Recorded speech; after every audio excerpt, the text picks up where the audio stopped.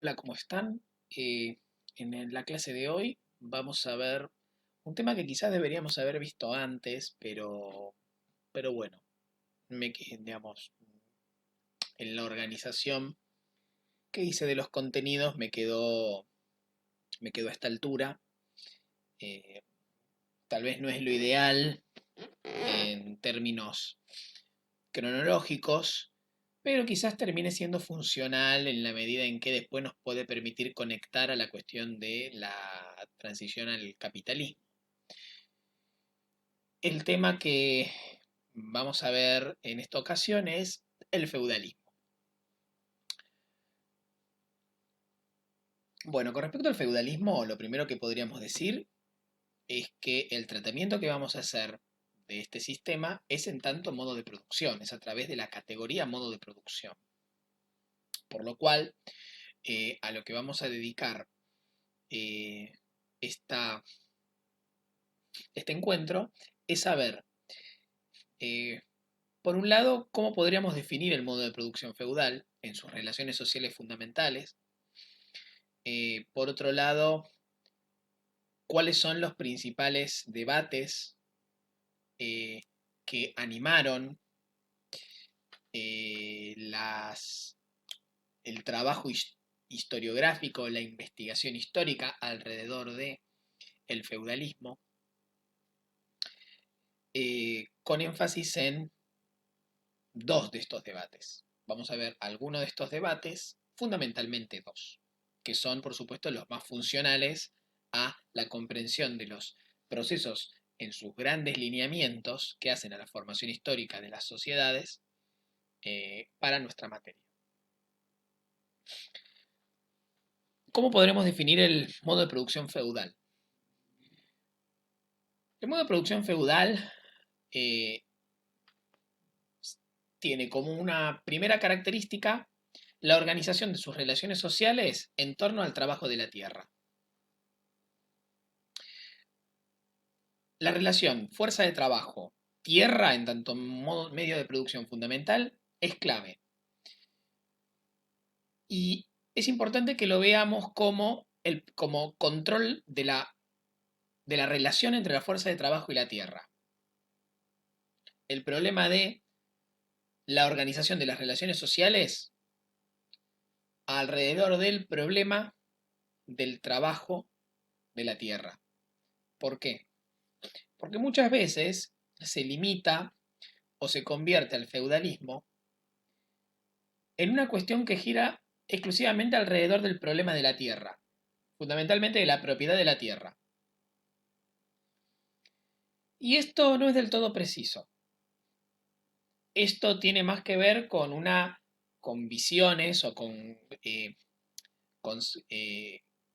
concepciones de, de la historia que apuntan fundamentalmente a poder explicar la herencia, digamos, herencia feudal en el marco del actual sistema capitalista en distintas regiones y en distintos momentos.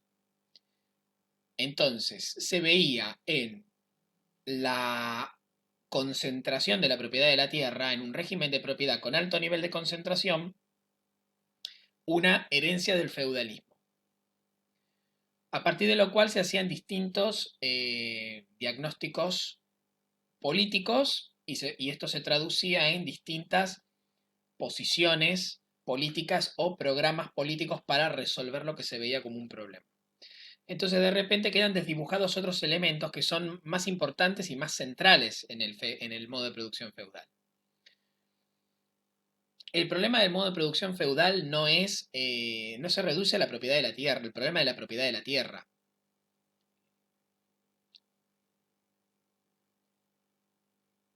Sí es mucho más importante el problema de el control de la fuerza de trabajo.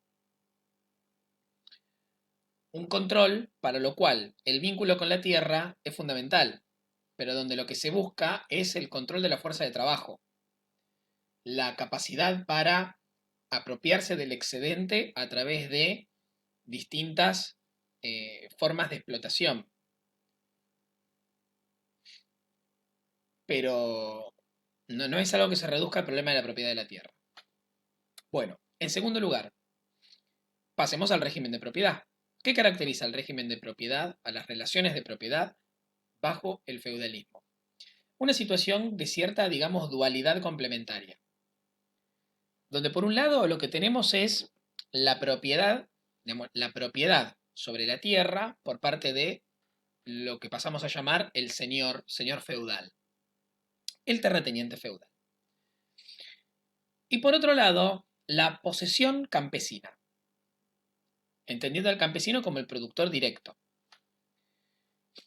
¿Cuál es el problema o qué impacto tiene esto en la organización de las relaciones de producción? En lo siguiente, si bien la tierra tiene un propietario, algunos autores hablan de propietario eminente, que el señor es un propietario eminente, porque no se puede decir que sea un propietario privado absoluto, entendiendo la propiedad privada como la entendemos hoy. Por otro lado, hay un poseedor que es el campesino.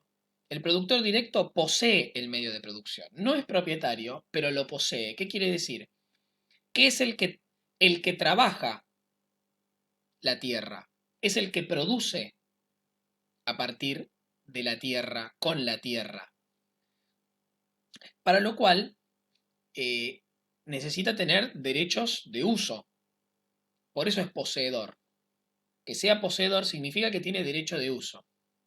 Ahora, ese derecho de uso, esa posibilidad de tener, disfrutar del usufructo de la tierra, de la posesión de la tierra, tiene un problema, que es que el propietario es el señor. O sea, el derecho de propiedad lo tiene el señor. Entonces, acá como hay dos derechos que se encuentran, por no decir que colisionan. ¿Cómo se resuelve? Bueno, el señor otorga el derecho de uso al campesino a cambio de un tributo. Y ese tributo asume una diversidad de formas. La renta en trabajo, la renta en producto o más avanzada la historia del sistema feudal, la renta en dinero. La renta en trabajo va a asumir una forma bastante célebre que es la servidumbre. Acá hay que tener cuidado, porque lo que acabamos de decir nos permite sacar una primera conclusión, que es que el feudalismo no se reduce a la servidumbre. Cuidado con eso. Hay una tendencia a identificar el feudalismo con la relación social servil, con la relación servil de explotación. Esto no es así. Digamos, la servidumbre abarcó y se podría decir que fue la forma predominante de explotación dentro del sistema feudal durante una cantidad limitada de tiempo, que podríamos identificar con más o menos el periodo de auge del feudalismo entre los siglos XI y XIII, siempre dependiendo de la región a la que nos refiramos. No hubo una uniformidad absoluta cuando hablamos del feudalismo eh, eh, en sus distintas particularidades. No todas las características estuvieron presentes en todos lados de la misma manera. Ni fueron predominantes en todos los lugares por igual. Cuidado con eso. Entonces, no se reduce de la misma manera que el feudalismo no se reduce la propiedad de la tierra, el feudalismo tampoco se reduce a la servidumbre. Sí, lo que podemos decir es que el derecho de usufructo sobre la tierra por parte del campesino está condicionado al pago de un tributo que se da de las maneras que mencionamos. Bien, esto tiene una derivación, que es la siguiente. Como el campesino es el poseedor del medio de producción fundamental, tiene el control del proceso productivo y puede reproducirse de manera autónoma. O sea, a diferencia de lo que sucede con la relación salarial en el sistema capitalista, la situación que nosotros vivimos actualmente, donde nosotros para poder vivir tenemos que ir a comprar a un supermercado, por ejemplo, y para eso necesitamos dinero. Y el dinero solo lo podemos conseguir empleándonos por un salario, con lo cual nosotros dependemos de que un empresario, digamos, de que un burgués nos contrate para poder acceder a ese salario. En el feudalismo esto no sucede.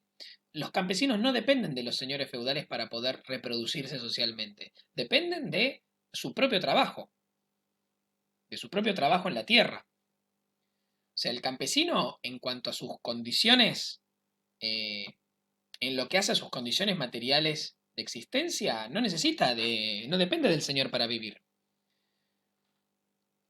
Y es ahí donde eh, la revelación que tenemos es que eh, la clase dominante no puede valerse de mecanismos económicos para poder apropiarse del excedente campesino, para poder obligar al campesino a producir un excedente y apropiárselo. ¿Qué es lo que sucede en el capitalismo? En el sistema capitalista nosotros nos vemos obligados por las condiciones materiales de existencia que tenemos a emplearnos por un salario para poder vivir. Y emplearnos, o sea, lograr que nos contrate la clase dominante. Ahora, el campesino no está en esa situación. Entonces, la clase terrateniente feudal, la clase dominante, para poder eh, garantizar la apropiación por vía de tributo del trabajo excedente campesino, tiene que intervenir políticamente. Y acá es donde se introduce un elemento central en la definición de las relaciones de producción feudales, que es el ejercicio de la coacción extraeconómica, la aparición de la coacción extraeconómica. Es decir, tiene que intervenir un elemento no económico ajeno a los mecanismos exclusivamente económicos para poder asegurar la apropiación del excedente, para que la clase dominante pueda asegurar la apropiación del excedente.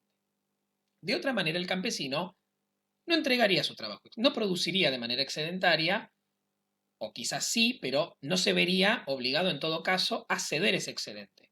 Si el campesino se ve obligado a generar un excedente y entregarlo en forma de tributo, es porque la clase dominante interviene políticamente, ejerciendo mediante un- una gran variedad de, de recursos la violencia, no necesariamente violencia física, hay muchos tipos de violencia, siempre hablamos de violencia en plural, eh, tiene que ejercer esa violencia, tiene que generar esa intervención política, tiene que aplicar la coacción extraeconómica para poder garantizar la apropiación del excedente y su reproducción como clase dominante. De otra manera, si tomamos exclusivamente los fundamentos económicos en sentido amplio de la existencia de las clases subordinadas, nada obligaría al campesino a producir un excedente y entregarlo.